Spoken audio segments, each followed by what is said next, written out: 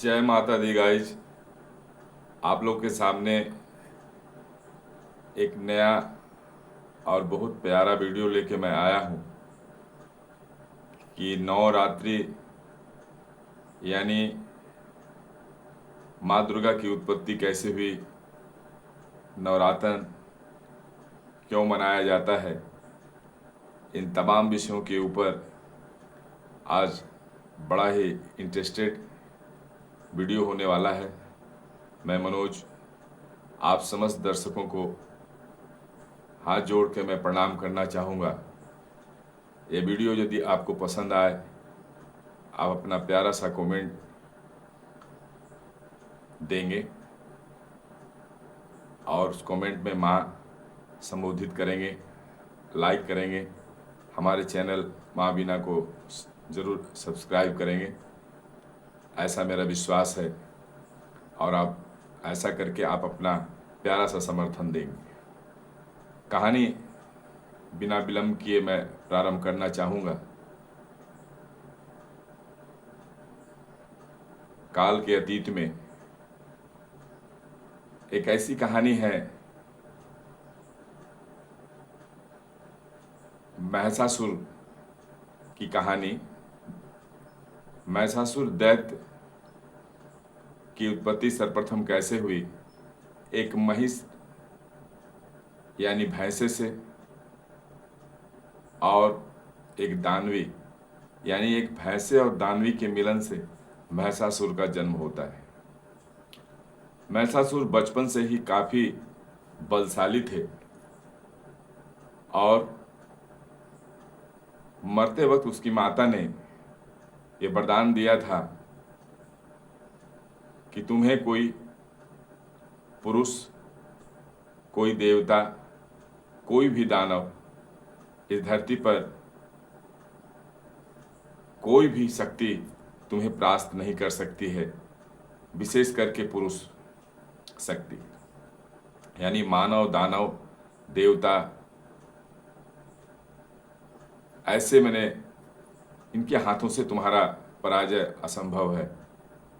ये सुनकर के महिषासुर ने जो है ब्रह्मा जी का जो है घोर तपस्या की और ब्रह्मा जी जो है महिषासुर को वरदान देते हैं कि कोई भी मानव और दानव, कोई भी पुरुष तुम्हें जो है परास्त नहीं कर पाएगा। ये वरदान पाकर के महिषासुर ने सोचा क्यों न स्वर्ग के ऊपर ही जो है अपना आधिपत्य जमा लिया जाए। इसलिए उन्होंने एक दिन आधी रात में अपने दानवों को साथ लिया और देवताओं पर आक्रमण कर दिए। देवता ने अपनी शक्ति का प्रदर्शन महिषासुर के सामने किया। शंकर भगवान ने त्रिशूल से प्रहार किया। विष्णु जी ने जो है सुदर्शन चक्र से अपना प्रहार किया। इंद्र देवता ने वज्र का इस्तेमाल किया, लेकिन सभी की जो शक्ति थी महिषासुर के शक्ति के सामने विपन्न अवस्था में दिखाई दी। अर्थात किसी की शक्ति जो है महिषासुर के सामने जो है किसी का हथियार जो है, किसी का औजार, किसी के अस्त्र शस्त्र काम नहीं आए और महिषासुर के सामने जो है फीका पड़ गया और महिषासुर का स्वर्ग पर आधिपत्य कायम हो गया। अप्सराओं को जो है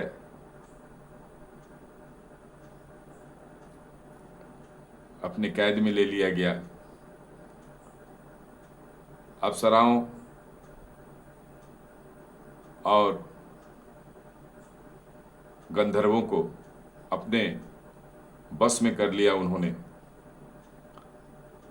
अपना गुलाम, अपना दास बना लिया। इस प्रकार स्वर्गलोक में जो हमेशा खुशी का माहौल रहता था, नाच गान, कला, संस्कृति से हमेशा जो प्रफुल्लित प्रसन्न रहता था देवलोक। इंद्र इंद्र का इंद्रासन वो जो है रुदन में बदल गया। ऐसी परिस्थिति हो गई कि वहाँ जो है मातम छा गया देवलोक में।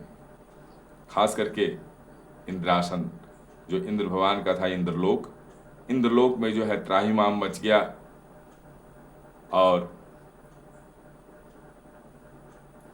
महिषासुर का अधिपत्य होने के चलते वहाँ की जो परिस्थिति थी वो अत्यंत ही विषम हो चुकी थी। जहाँ तहाँ से जो है रोने गाने की जो है आवाज़ आती थी। इस प्रकार देवताओं ने आपस में ये तय किया और अपने अहंकार का जो पतन होते उन्होंने देखा। उनको लग रहा था कि कोई भी मानव जो है हमें परास्त नहीं कर सकता, कोई दानव हमें परास्त नहीं कर सकता। अब वो लोग जो है अपने अहंकार को टूटते हुए देख करके अपनी जान बचाकर भाग रहे थे, इधर उधर जंगलों में छिपते हुए नजर आ रहे थे। सभी देवताओं जो है एक जगह इकट्ठा होते हैं हिमालय पर्वत पर, और उन्होंने आपस में शंकर जी के सुझाव पर आदि शक्ति जगत जननी माँ भवानी के जो है शरण में जाना उचित समझा। और सभी इकट्ठा होकर हिमालय पर्वत पे इकट्ठा होते हैं। जगत जननी माँ भवानी का जो है आवाहन करते थे। 3 दिन 3 रात तक जो है करुण वेदना स्वर में माता रानी को जो है याद करते हैं। चौथे दिन माता रानी का आगमन होता है, प्रकट होती हैं एक दिव्य प्रकाश के साथ। जो है आकाश में एक प्रकाश दिखाई देता है और 10 भुजाओं वाली माता रानी माँ भवानी का आगमन होता है। देवताओं ने अपने अहंकार की बात उन्होंने की कि माता रानी, जो हमारे मन में अहंकार व्याप्त था कि हमें कोई परास्त नहीं कर सकता है, कोई भी मानव दानव हमारे ऊपर विजय प्राप्त नहीं कर सकता है, और ये जो मेरे मन में था कि पुरुष ही सर्वशक्तिमान होते हैं, इस अहंकार का पतन होते हुए हमने देखा है। आइए मेरी पराजय है, उस अहंकार का पराजय है। माता ने कहा चलो, इंसान से ही गलती होता है। यदि आपको अपनी गलती का एहसास हो गया है तो उससे बड़ी बात नहीं है, मैं आप लोगों की मदद करूंगा। आप सभी, विष्णु जी ने कहा, हमारे अस्त्र तो फेल्योर हो चुके हैं, नाकाम हो चुके हैं, आप कैसे जो है उसे महिषासुर को मारेंगे। माता ने कहा कि आप सभी अपने अपने अस्त्र हमें दे दें। और इस प्रकार के सभी देवी देवता, शंकर भगवान ने अपना त्रिशूल दिया, विष्णु जी ने अपना चक्र दिया, इंद्र भगवान ने अपने वज्र को दिया, और इसी प्रकार से जो है सभी देवी देवता अपने अपने अस्त्र शस्त्र को जैसे जैसे माँ के हाथों में देते जा रहे थे, उनके चारों ओर इर्द गिर्द जो है एक प्रकाश सा फैल गया, और एक दिव्य प्रकाश चारों ओर माँ को जो है एक शक्ति के रूप में घेर लिया। इस प्रकार से माता रानी ने जब शंख के जरिए महिषासुर को, जब शंख की आवाज ब्रह्मांड में गूंजी, तो एक तरह से माँ भवानी का जो है इशारा था कि अब लड़ाई के मैदान में आ जाओ और अपने अपने शक्ति का प्रदर्शन, तुम में कितना ताकत है वो मेरे सामने तुम दिखाओ, और उसके बाद मैं अपनी ताकत को दिखाऊंगी। इस प्रकार महिषासुर ने माँ के सम्मुख, अब माँ के रूप को देख करके कुछ ही क्षण में जो है उसे एहसास हो गया कि यह साधारण नारी तो हो नहीं सकती है। सभी लोगों के द्वारा दिया हुआ अस्त्र उनके हाथों में शोभायमान हो रहा था।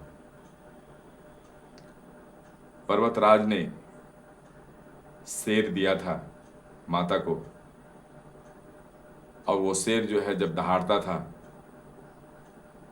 तो उसके दहाड़ से जो है चारों ओर जो है धरती में कंपन स्टार्ट हो जाता था, पहाड़ टूट के गिरने लगते थे।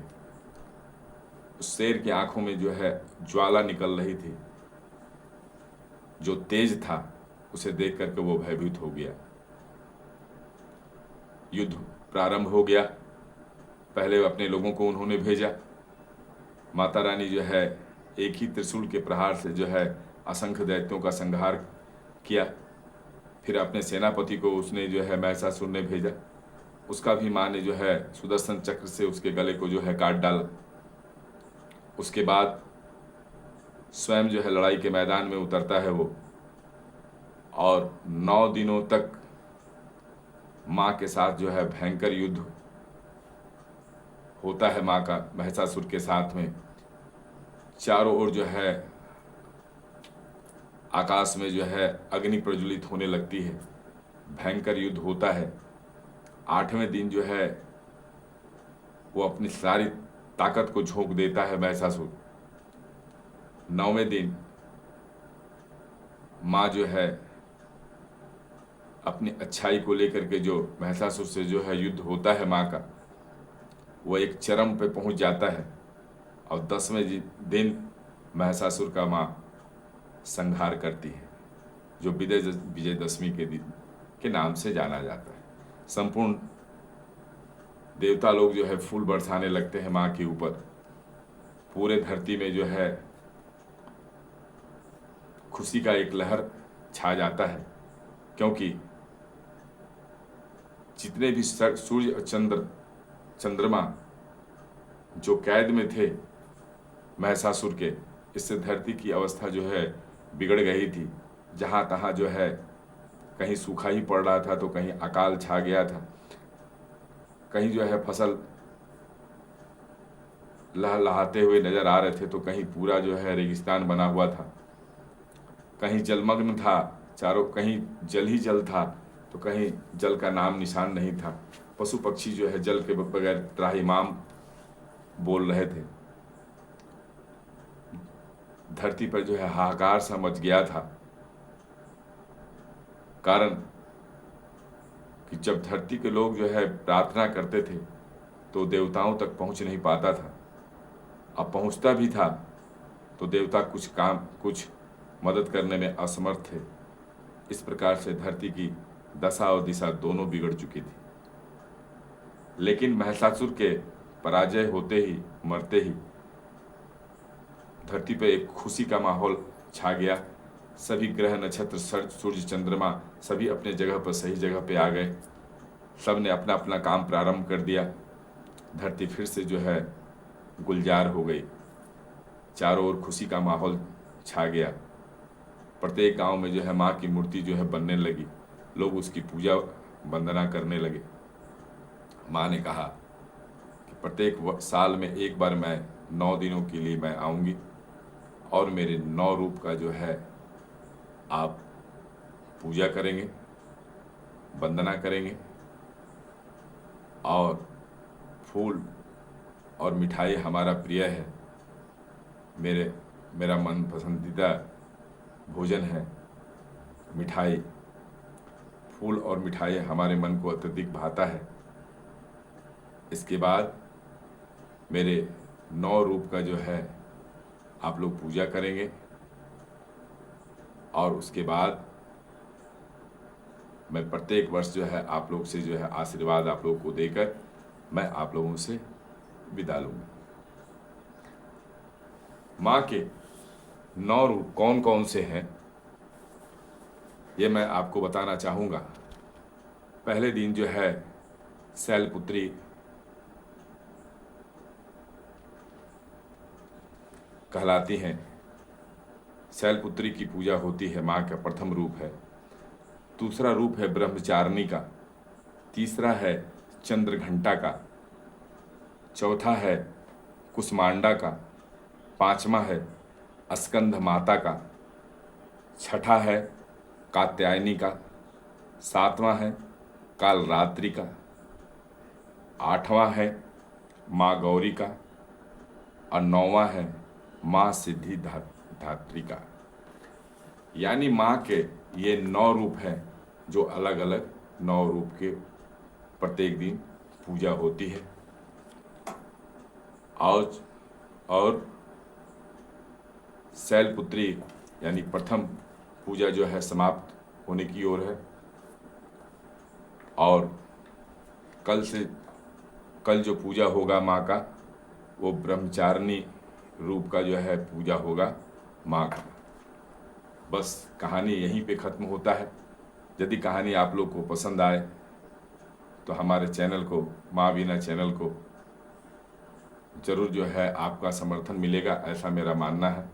कमेंट में जय माता दी लिख करके अपना प्यारा सा समर्थन अवश्य दें। जय माता।